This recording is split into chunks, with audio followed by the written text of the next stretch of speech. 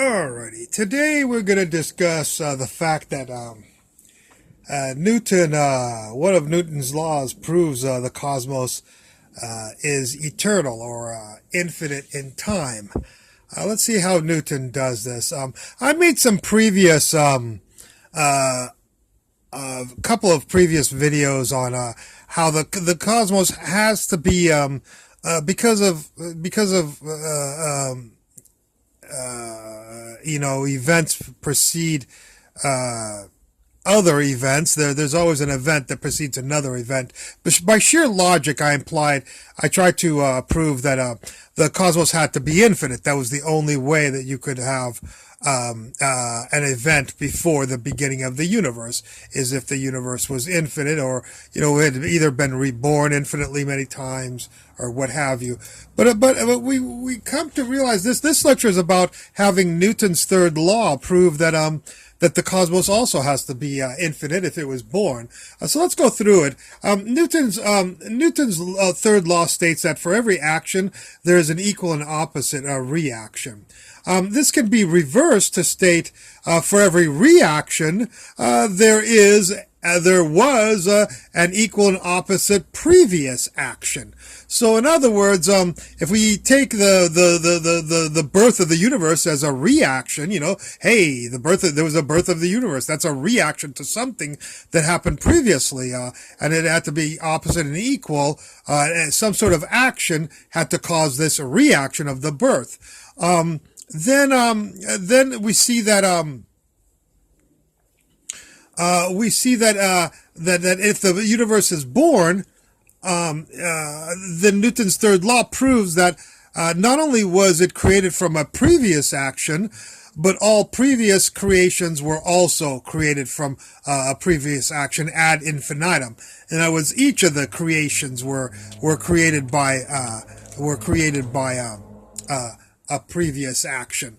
And one thing that when we talk about the birth of the universe, there's actually two aspects to the birth of the universe. The first question you have to ask is the universe the universe was the universe even born, or has it just been hanging out around forever? The second one was the universe born from some event? So there's two actual things, and so that's why I say that if the universe was born, assuming it, and we the reasons we believe the universe was created was because of the cosmic microwave background and Hubble's law. The galaxies moving away from each other. All seem to imply that the universe at one point was hotter or closer together than it is now.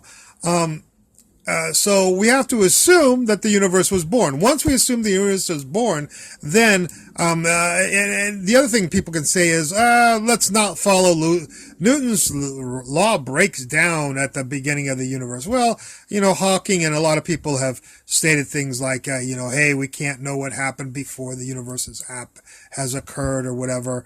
There's things of quantum fluctuations creating the universe. To me, it seems a little silly, but physicists take it seriously sometimes. But the point is that the Newton's third law, to me, is something that works everywhere in the universe. It has to work. If it did not work, we'd really be in trouble. And so I don't see that the universe would stop letting the Newton's third law work because of the interface of its creation. So given that Newton's third law is true and was true before the universe was created, it implies that there was a previous action to the reaction of the birth of the universe. The fact that the birth of the universe was a reaction to a certain previous action. And so, given this, Newton has, from beyond the grave, has proven that that the universe has to be infinite, and not only was the creation of the universe infinite, so were if there were other creations, they all had to have been ad infinitum, had to have been caused by a previous action from the universe. So whether universes are born like nuts and a tree, you have the nut, you have a tree, and then the tree makes nuts, and then the nuts make trees, and and the trees make nuts, and the nuts make trees.